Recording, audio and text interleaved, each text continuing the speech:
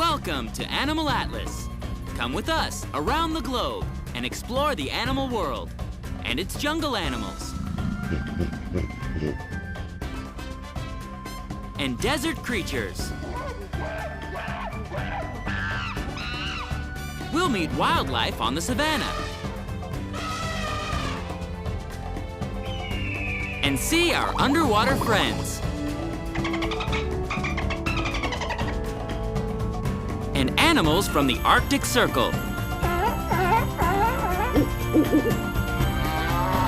Anywhere, everywhere animals live. It's always an adventure.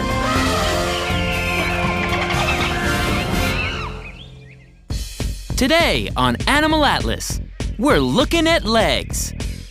Long legs, short legs, chunky legs, skinny legs, and those amazingly diverse feet and toes of the animal kingdom. If clothes make the man, then legs make the animal. Legs, feet, and toes tell more about an animal than just about anything else, from size to shape and coloring, or eyes, or noses, or even teeth. By looking at an animal's legs and feet, we can make some grand educated guesses about where and how an animal lives. Even subtle differences are clues. A camel's wide, flat feet keep it from sinking into the hot desert sand, while the duck's webbed feet peg it as a swimmer. The tortoise's long front claws and powerful forearms give it away as a digger, while its aquatic cousin's legs and feet practically shout, "Water dweller!" The meerkat's long front claws suggest burrower. Vegetation-eating animals who live on wide open grasslands need the ability to flee when predators come calling. Those long ostrich legs can send this flightless bird down the African savanna at close to 45 miles per hour, while those powerful hindquarters can propel the Australian kangaroo out of danger. Long, skinny bird legs often belong to wading birds, while birds with powerful legs and sharp talons are most often birds of prey. Great apes, from the orangutan to the gorilla, are unique among other primates by having longer arms than legs. These strong arms come in handy for supporting their heavy upper bodies when climbing or walking. But it's the lighter gibbon, the smaller ape, with its tremendously long arms, who can swing with the grace and glory of a trapeze artist. Wow! Long arms in the ape world, of course, are a sure sign that the animal has at least a passing acquaintance with trees. Longer hindquarters, on the other hand, on this primate, the lovely ring-tailed lemur, tells us that he is more terrestrial than his fellow arboreal lemurs, like the black and white ruffed lemur, or the red ruffed lemur, whose forelimbs and hind limbs are closer in size. Why the difference? The ringtail, the ground dweller, needs the power to be able to launch himself quickly away to safety, while other lemurs, happily ensconced up in the trees, are already safe in the treetops. Hold on just a minute. What is the difference between arms and legs in the animal world? Let's start with mammals. All mammals have 4 limbs. We humans are bipeds, or two-footed, meaning we walk on 2 legs. Since we don't use our other limbs for walking, we call them arms.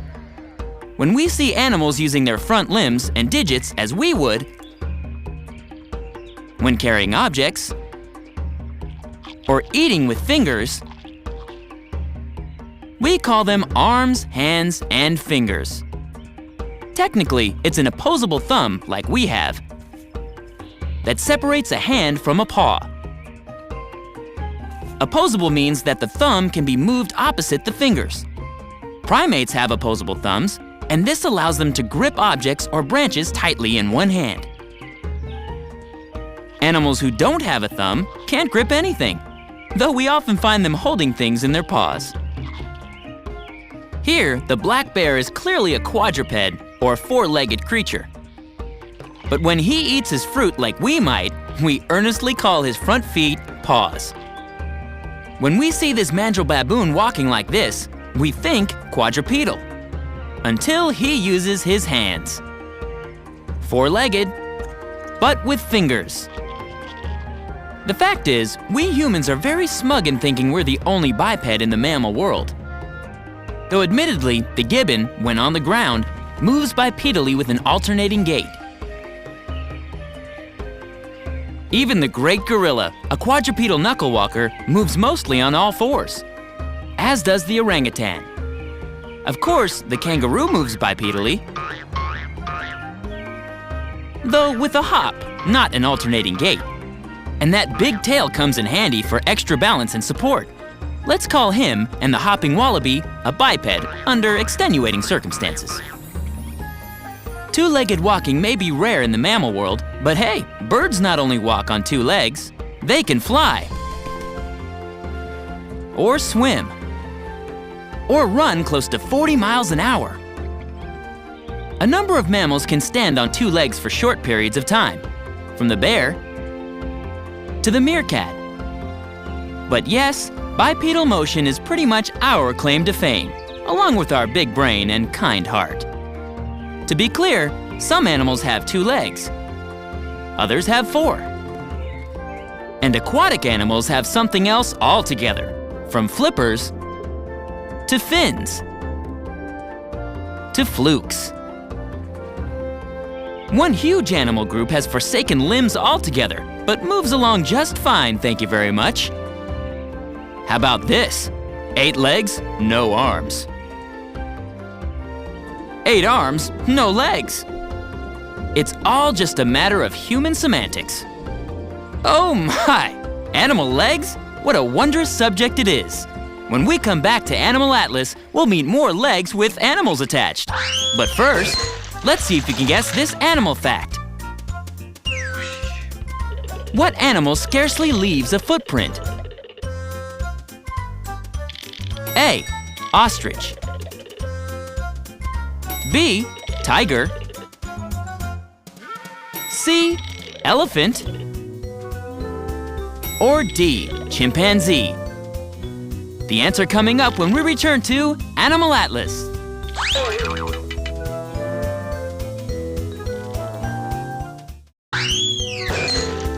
We're back. Did you guess the right answer to our question? What animal scarcely leaves a footprint? The answer is C. Elephant. If you're like me, you're saying, an elephant? No way! But it's true.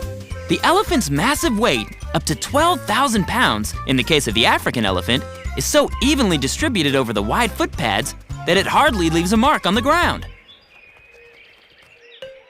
Did you think the elephant had stumpy legs and flat feet? Think again. The elephant, the heaviest of all land animals, actually walks on its toes. See those toenails? The skeletal foot actually arches up and is supported by a large pad of gristle which serves to cushion the foot just like an athletic shoe would do. Though they look like they lumber along, elephants are really sure-footed and can walk very quickly. In the elephant's case, its legs have adapted specifically to support its weight. Another animal of great size whose legs are suited to its way of life is the giraffe, the tallest of all the land animals. We're accustomed to seeing quadrupeds whose legs are all the same size, or with hind legs a little bigger. Or apes whose tree climbing arms are longer than its legs. But the giraffe, no matter how many times you see one walking, is always a surprise and a delight. This great creature's front legs are longer than its rear legs, and it walks much different than most other four-footed animals. Watch, the legs on the left side of the body move forward. Then the legs on the right side of the body move forward. Quite different than we have come to expect from the average quadruped. Watch how the horse moves compared to the giraffe. See the difference? Because the giraffe has such a short body and long legs, this way of walking keeps it from tripping over its own feet, while giving it a graceful swaying motion as it moves. Watching a giraffe walk, you'd almost swear it's moving in slow motion. Why are the front legs longer? Both to give this tree browser a little extra boost when reaching for delectable leaves, and to support those powerful shoulders which are supporting that long, long neck. Make no mistake, those legs may be slender, but they are strong. And they can carry the giraffe at full-out run. In general, with the giraffe being a notable exception, the heavier the animal's body, the squatter the legs. Heavy ape, slender ape. Heavy grazer, lighter grazer. King-size grazer. Legs, in fact, have a lot to do with the length of a grazing animal's neck. The horse has a long neck, as does the eland antelope. And it's clear that the Watusi cattle do as well, if we're not too stunned by that astounding set of horns. Necks on grazing animals are just the right length for extending down to their respective legs and reaching the grass. See? Legs and necks work in conjunction to allow the animal to eat effortlessly. The elephant has a trunk that extends down to the ground so that it doesn't need to drop its head. But this young African elephant has found a way to make grass selection even easier. Kneeling is also the provenance of the warthog. This wild pig from Africa adjusts his legs for the best rooting and digging angle. What about the feet on these quadrupeds? Let's go back to the giraffe. Those are toes, hoofed toes to be precise. The giraffe, like the camel, and the bison, and the collared peccary, and the cow, and the okapi, and the hippopotamus, and the llama, and the goat are all ungulates, which means hoofed mammals. What are hoofs? Enlarged claws on the toes. Ungulates are digitigrade, meaning they walk on their toes. Giraffes walk on their toes? Yes, all ungulates do. Ungulates are further divided into two toe walking groups. The artiodactyls, or animals with an even number of toes, like our giraffe, or cows, or sheep.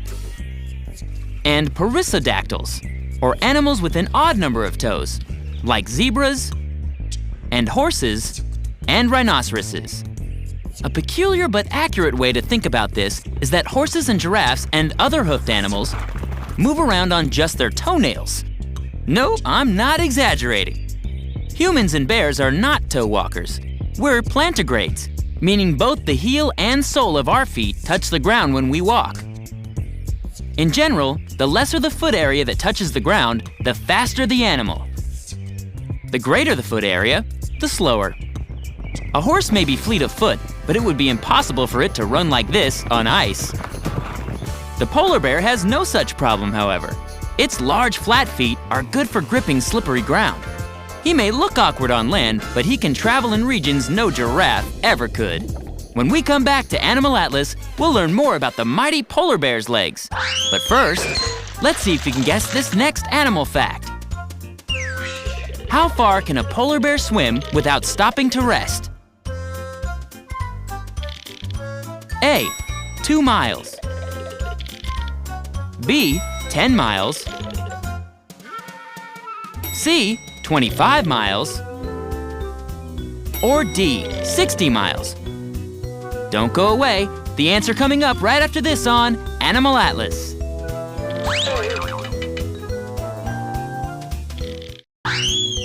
We're back. Did you guess the right answer to our question? How far can a polar bear swim without stopping to rest? The answer is D, 60 miles. Yes, those mighty legs can propel the mighty polar bear through the water like a water ballerina in a distance marathon. Aquatic Grace is this giant bear's middle name. Compare the polar bear's narrow head with this black bear's head. See how the polar bear's head is narrower, smaller, and more pointy?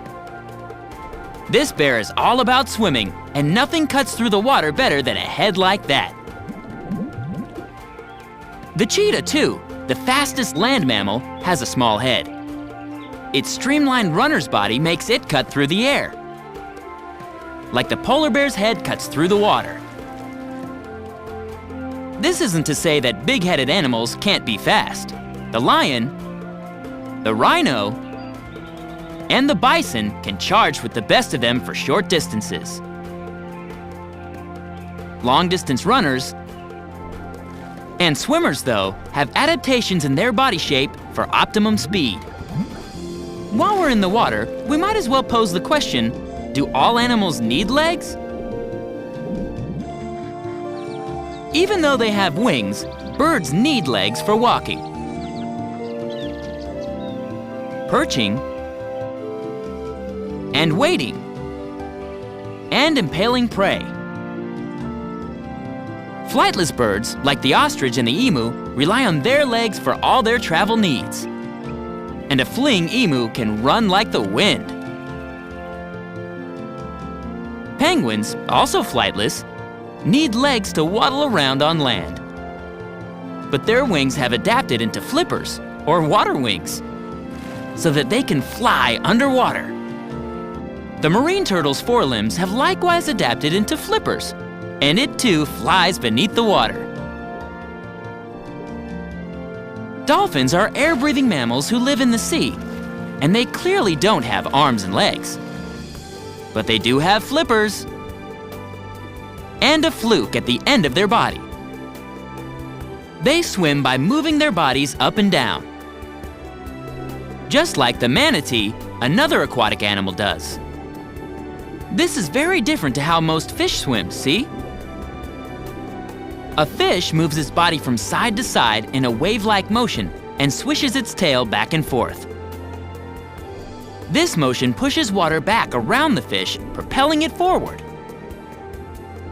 Of course, there are always exceptions. Legs? Who needs them? Not underwater, you don't. Of course, there are some animals who can't seem to get enough legs. This tarantula is a very big spider with 4, count 'em, 4 pairs of legs. Spiders aren't insects, they're arthropods. Unlike insects, they have no wings, no antenna, and they only have small, simple eyes instead of big compound eyes. If you look closely, it seems as if the tarantula has 10 legs, not 8. But those 2 hairy appendages in the front are called pedipalps. And they're used as feelers, not feet. Speaking of 8, just how does an octopus move as if it has 8 arms and no legs? Easy. This aquatic invertebrate is jet-propelled. It takes in water and shoots it out to shoot itself from place to place. Who needs legs? Not the octopus. Neither do snakes, the great legless reptiles of many a human's nightmare. But the fact is, snakes are vertebrates who don't have limbs. They're not creepy, they're just limbless. And it suits them just fine. How does a snake move without any limbs? Easy. Large snakes, like this python, use a rectilinear motion. They lift sections of their belly and pull themselves ahead. Many snakes, however, use their muscles to pull their skeleton into S shapes as they move. But maybe nothing is more fascinating than a big snake sailing along in the grass, rectilinear fashion. Almost as a giraffe loping along, or a gibbon swinging by, or a gorilla knuckle-walking in the grass, or a horse trotting by, or a polar bear swimming 60 miles in the frigid water, or an elephant tiptoeing along without leaving a trace of his passing. They've all got legs.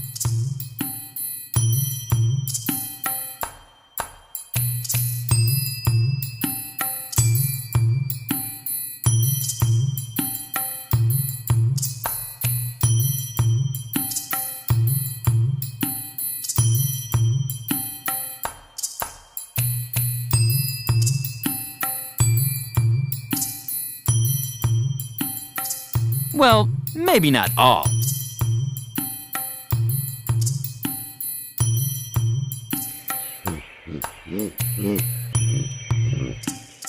Don't go away. Animal Atlas will be right back. Until next time on Animal Atlas.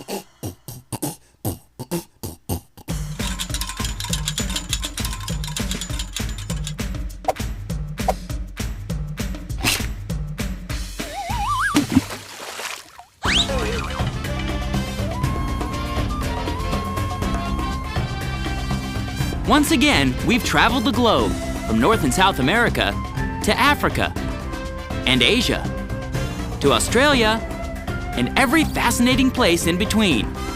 We've met all kinds of incredible animals and learned some important facts about their ability to survive and flourish on our planet.